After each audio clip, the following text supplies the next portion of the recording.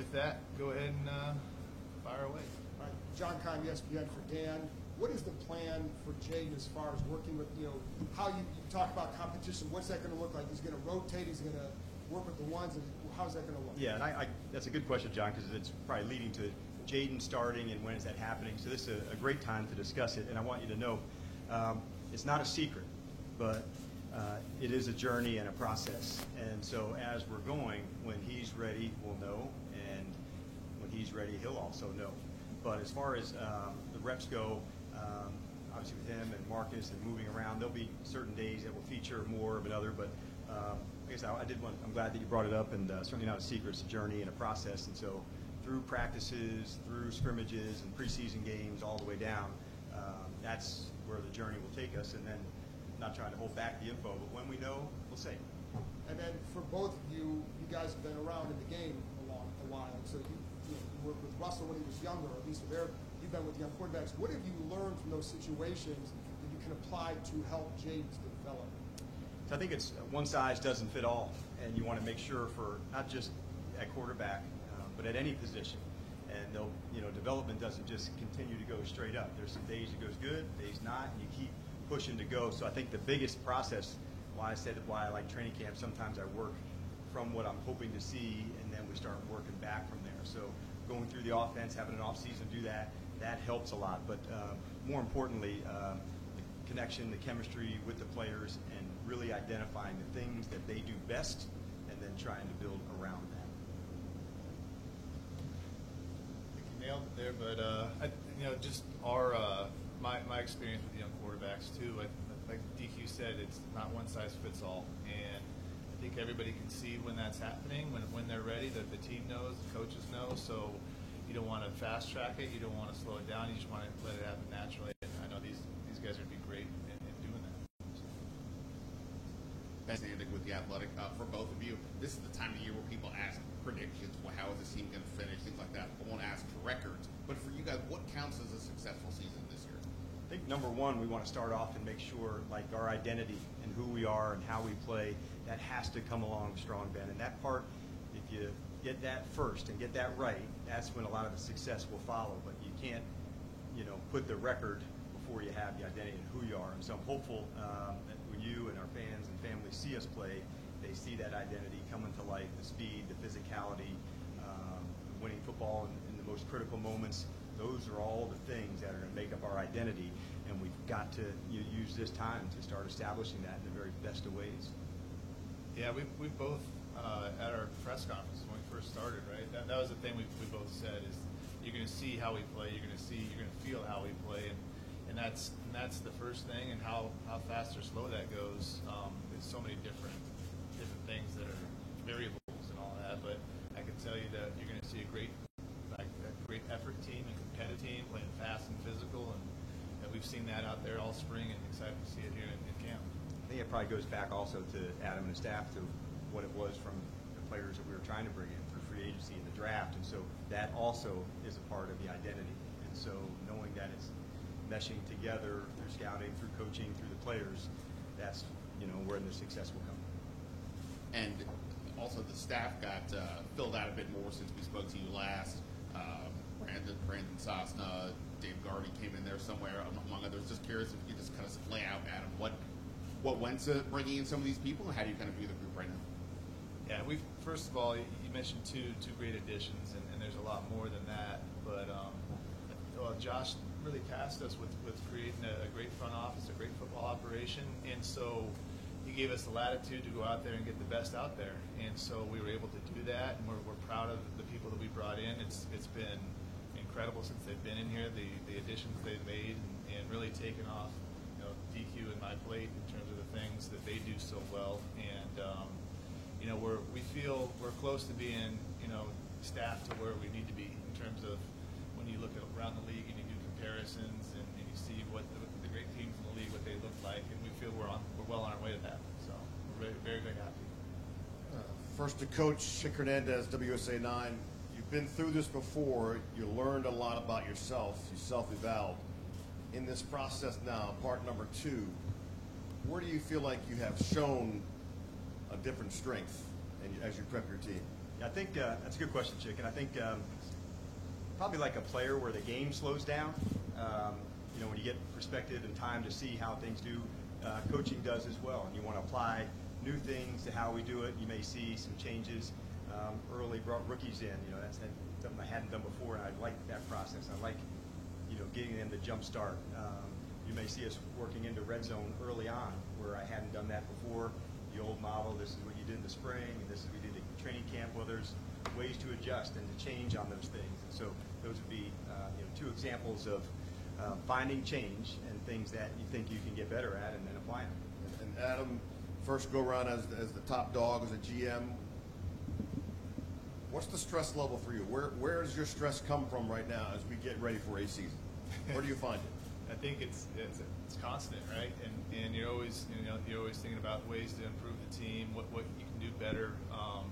But tying into your first question, I think with DQ, with his being his second go around, and how intentional and deliberate he was on learning from the things that he learned in Atlanta has helped me immensely in terms of having someone who's been through it and helping me along the way. I can't thank him enough for that, and that part really impressed us all during the interview process, and it's come to life here. So whatever stresses I have, I know I can go to him and he'll relieve them and as best he can. Some things he can't, but that's not your fault.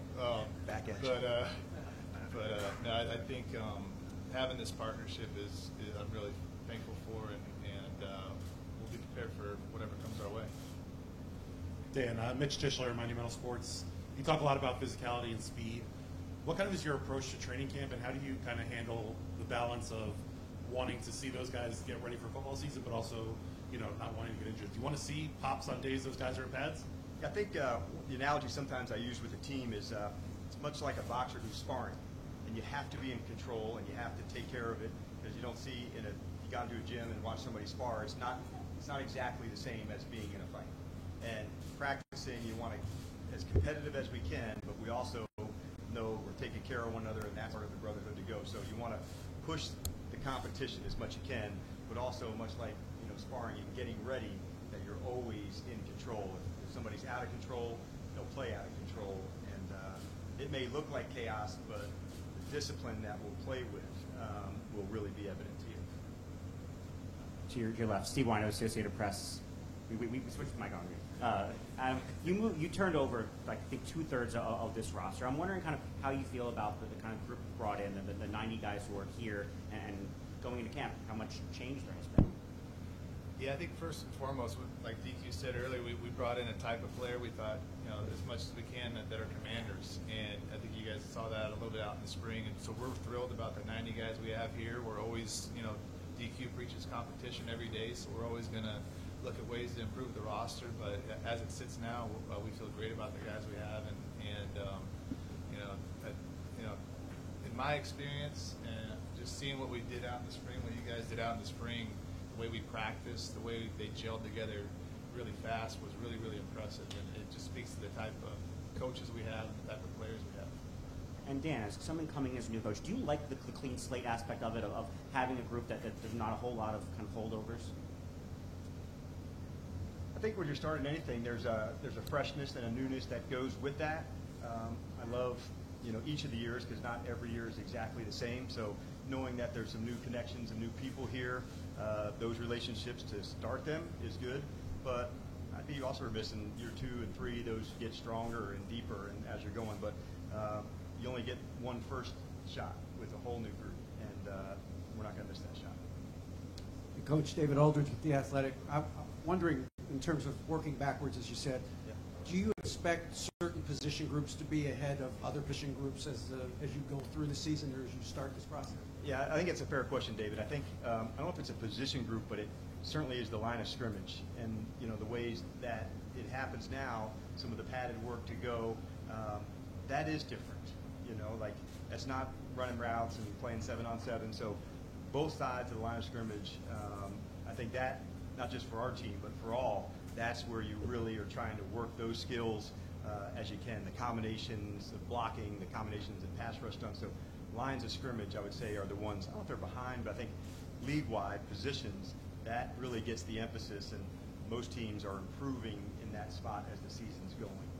And Coach, now that you've had your staff together and you've gone through OTAs and all that, what do you expect your staff strength to be this season as you start to put your stamp on this organization? Yeah, and I think at the front of it is teaching and developing players. And so all the way back from when Adam and I got together, the importance of that, knowing that, you know, it's not just year 1 to year 2. How does the 5th-year player get better, the 6th-year player? So finding those things, detailing it out, how to improve for players and coaches, that's what I'm expecting to see from the guys.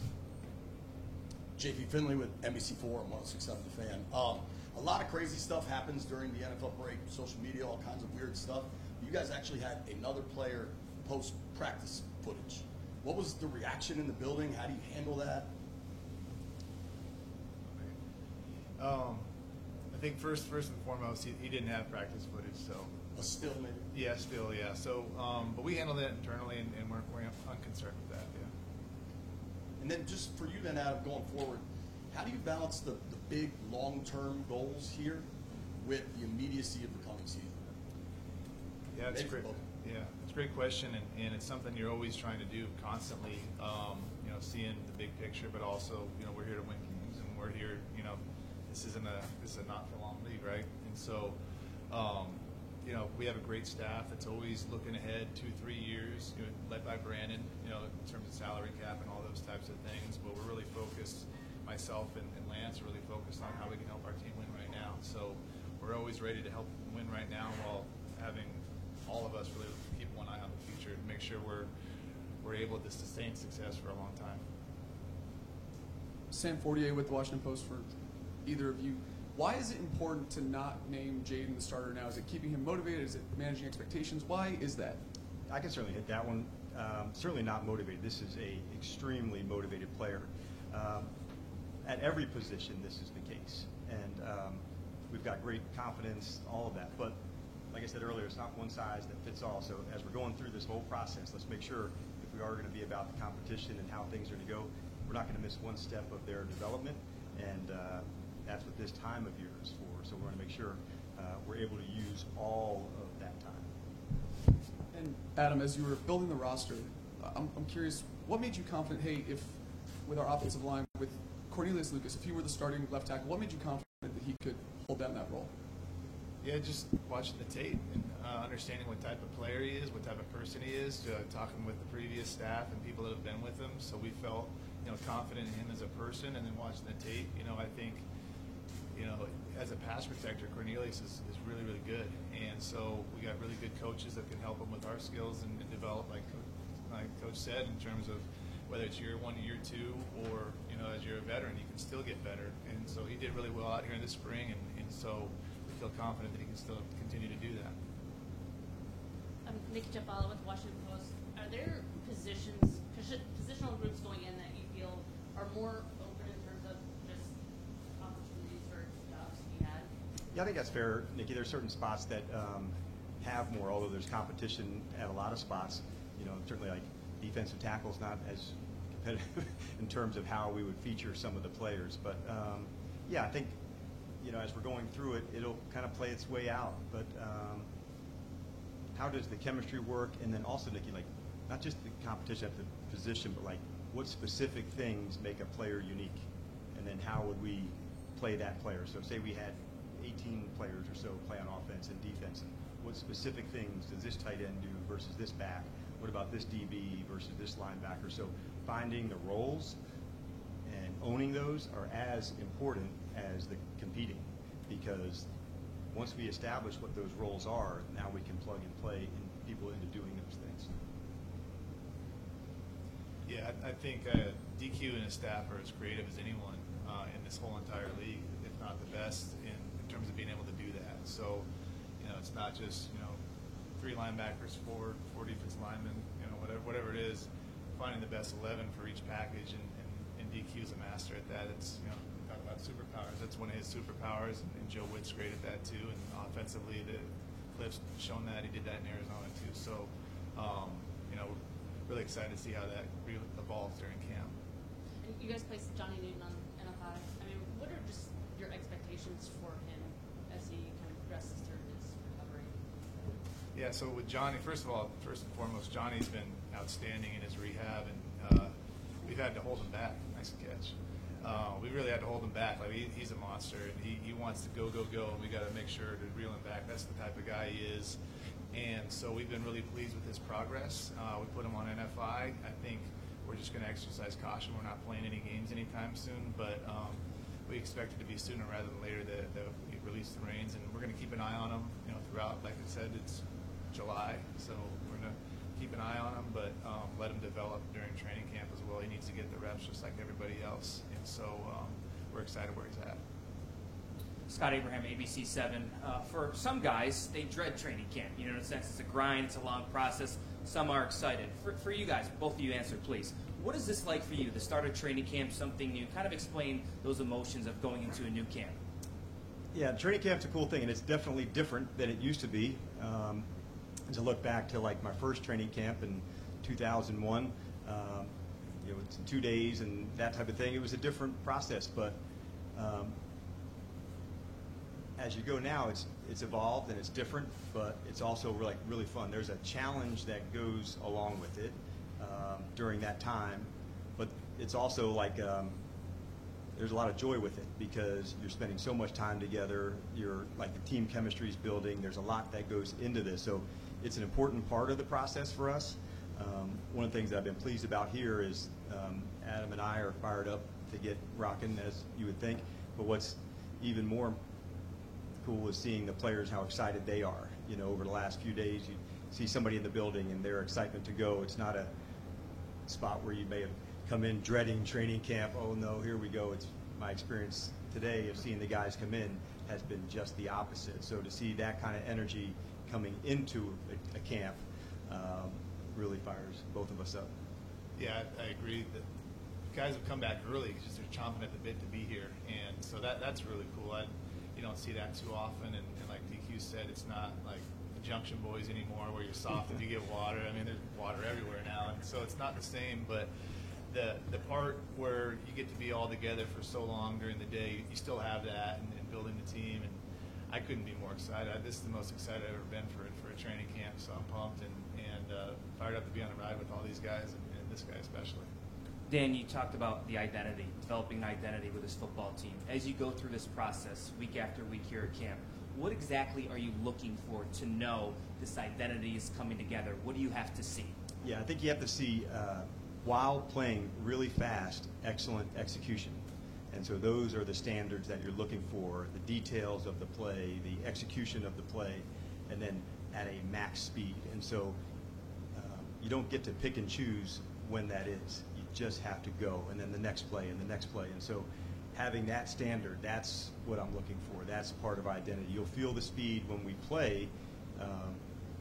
Those will come out to life at practice over and over and over, the execution and the speed again and again and again.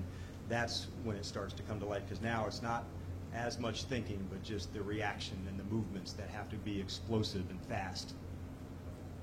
George Wallace, WTOP for Coach. What's the one thing you're looking for tomorrow when you guys hit the field after the break and your message to the team before you left? What's the one thing that you're going to see tomorrow on the field to know that these guys kind of stuck with it during that time off? Because I'm sure it's kind of tough. They get away a little bit, they get a month off before coming back. Yeah, George, that's a good question. The number one, we want to make sure, like any good team, you'll hear them, before you see it. So the communication, that's always something at the start of a training camp that you want to push, because they may have not been communicating together. Not, all 90 of us were together. So if you're hearing the communication early, that's a good sign that that you're going to be able to play fast. So hearing the guys, because in this ramp up, and you'll see that we're building up on time onto the field, so there won't be a lot of plays. We'll progress into that, but let's hear it before the plays even begin. Hi, Coach. Donna Hopkins, Pro Football Plus. In the OTAs, you talked about the process as far as the crawling, walking, and the running. In the running stage right now, are you seeing most of this team overall in that phase as they start training camp? Yes, and it can even apply into a specific day. So, for instance, in an afternoon, like tomorrow afternoon, we'll install a new set of plays and some new situations. That'll be the the crawling part of things. We'll go out tomorrow night for a team walkthrough and execute a lot of those. That's more of the walk part of it. And then the next day is the run. So I almost think of it in a day's block of teaching, jogging through to get the timing, the targets of what you want, and then can you go execute at a really high speed. And so we're going to have extremely high standards for the guys in the run part, as you were referring to, and me too. That's the spot. That's the execution. That's the connection that has to take place. And so that's what I'll look to see at the practice. And it'll take reps to go it over and over again. But it's not the first time, hearing, the systems as we're starting into these meetings again. When you look at this team as a whole, are they where you thought they were going to be, or are they ahead in some areas? That's a good point. I would say they would be ahead in some areas. Their connection has been faster and stronger than I thought. So that part came really to life because so many people were part of the off-season program. And so you saw that connection take place, and I felt a good level, and then I felt a shift take place, right around the end of the OTAs and into training camp, into the mini camp, where another one to go. And I'm expecting another one into training camp. So the communication and the connection amongst the players, that's the spot that I was pleased with to see where we're at. But like most things, once you are pleased with where you're at, that is where you will stay. So that is not from Yoda, by the way. But that, to me, is now it goes further. And adding people that we have, like Dylan, into our program adds connection, adds that. And so the stronger we get in playing for one another, the better the performances even become. Good morning, gentlemen. David Harrington, Sports Illustrated. Coach, we talk a lot out here about perceived weaknesses or holes on the roster. Where are you most confident in your roster right now? Yeah, a lot of spots, honestly. And what may be perceived as a weakness externally might actually be something stronger internally. And so more than anything, I'm looking for processes. How does this connection take place? How does the routes develop? Because once we get to what people can do, then we don't have to, well, you can't do that or you can't do that. We try to feature the things that guys do best.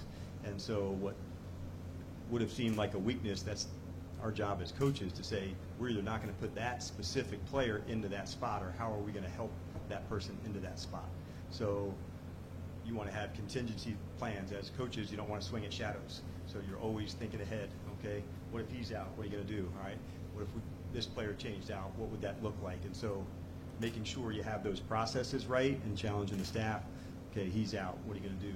This package is in. What does that look like? So finding what they can do versus the weakness. We know what they are, and we're going to try to address those to say, when we're playing a game, to say, how are we going to go win this specific game? These are the matchups that we're going to do. Thanks, Coach. Three more questions. Adam, as far as continuously looking to have opportunities to build the roster and improve the roster, how does that evaluation process look at this stage of the offseason?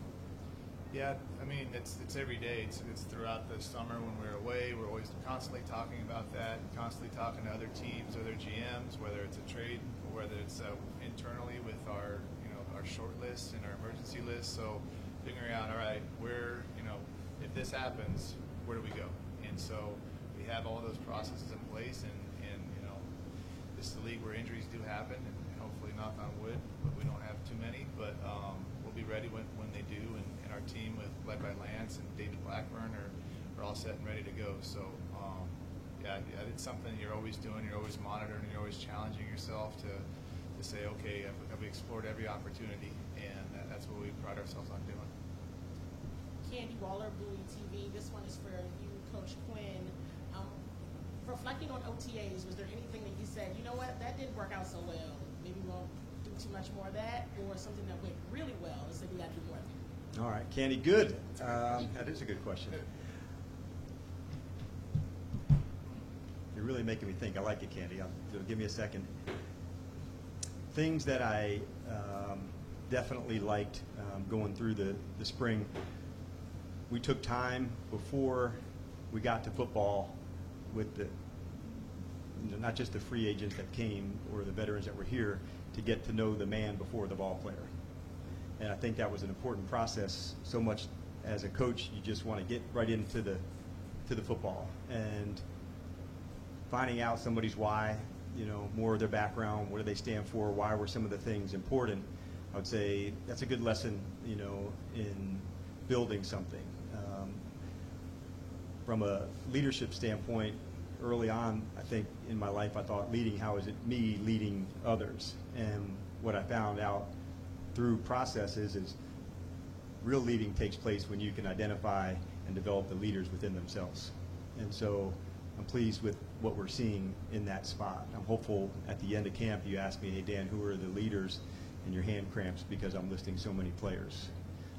Things that I wish I could do differently as you're going to go, probably those are more like practice oriented. Could I have added more or less into it? I think one of the real fun things for everybody to watch is the addition of some special teams plays this year. And I know it's been a story of the off season, but I was pleased with the amount of work that we put in, but time will tell if it was enough work, Candy. So those are the things that I stress myself out and can't sleep at night, so thanks for bringing it back up. That's good. Well, that leads to my next question. My next question is about special teams. We saw some variety in the kick return, punt return role during OTAs. What are the characteristics you're looking for in that particular role? Yeah, I think right now I see them a little bit differently because punt return is pretty traditional in the way of catch, initial quickness to make one miss. So if somebody was coming to have the ability to make one go, that type of change of direction and hands to go. Oftentimes they're fielding everything above them and they have to make one miss to get 6 to 7 yards. That's a good return, usually, if I can make one go. On the kickoff return, I think it's going to be a little bit different because it may involve more true running skills, running back skills. And so time will tell, but I do feel like the two positions are different because in a punt return, I may just make one miss, who are the gunners usually outside, but literally anybody could be coming on the new way the kickoff and kickoff return is going. So that part I do feel is going to be different, but they may even have to be more adept at fielding a kick that comes and hits the ground first, as opposed to forever we've just seen kickoffs come from the air. We catch, we want to be on the move. There may be a player that has to play infield as well as outfield, and shortstop and center field. And so that kick returner this year better be adept at both.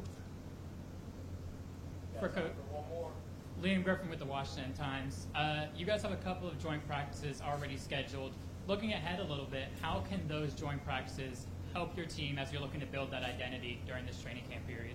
I'll hit one part and I'll kick it over to Adam for the second part. There's a lot. One, it's good for competition. It's usually, and you'd like it to be, some different systems than you currently do. So the offenses at the Jets and at Miami are different than the one is here, so that's good for extra reps, for the offense or the defense. Same thing with the Jet defense and the Miami defense are played and installed differently, so different looks, different things to go. Those are helpful. And then there's an evaluation side that goes along with that too that I'll let Adam hit on. So it's twofold. One, new looks, new things. When you play against somebody over and over, you understand their releases, what some routes might be, and you can cheat a little bit. When you go in those other practices, you better be pure to what you're reading and how you're going to do it. And I'll let Adam refer to some of the evaluations. That's an important part of it too, because not every player plays the same amount in the preseason games. Yeah, you get, I think, with those practices from an evaluator, one, like DQ said, you get to see our guys against a different offense or defensive scheme. How do they adapt to that? How do they play against that? And you get to see them against different players, too. So sometimes you're going to be going against, their defensive tackles may not be as strong as ours, and our offensive linemen look a little better, and you feel a little better about that. It's like they're not going against Payne and Allen every time. So, and then you get a chance to see the other team. You measure yourself against the other team. You see some guys at the back of their roster you may want to trade for. You may want to pick up as on the waivers, with number 2 on the waiver wire. So we get a chance to do that. But really just getting a chance to compare where you're at, where they're at the same time, not overreacting either, because you can think, oh gosh, these guys are way better than us, but it could be that 10 minutes in time, that 2 hours in time, where you underestimate your team or you overestimate your team and where you're at. So you don't want to get too high, too low in where you're at. It's really a little bit of a balance, but they're invaluable. You get a chance to see guys compete without, with less of a chance of getting hurt, which is a big deal, and against a scheme that's different than yours. So it's really valuable. All right. Thanks, everybody. Appreciate it. Thanks, guys. Thank you, guys.